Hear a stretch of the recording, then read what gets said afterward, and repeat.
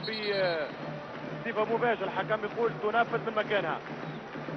هذا الخطأ على كليفرسون. هذا اللاعب من فريق اتلتيكو باراناينزي. المخالفات المرتكبة 14 على برازيل 9 ضد انجلترا. ورونالدينو يلعب كرة مباشرة. الهدف الثاني، الهدف الثاني للمنتخب البرازيلي. رونالدينو في 30 ثانية بين الشوط الاول ونهايته وانطلاقة الشوط الثاني يغير السبورة اللامعة في ملعب شيزوكا.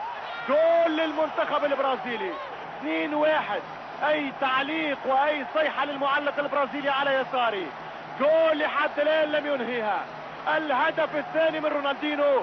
دافيد سيمر في خطأ فادح جدا والبرازيل في المقدمة على انجلترا. الان ستكون مباراة مثيرة جدا. انجلترا ستواصل الهجوم لحين التعديل او بغاية التعديل اقول، والبرازيل سينكشف امامها المرمى لاهداف اخرى. رونالدينو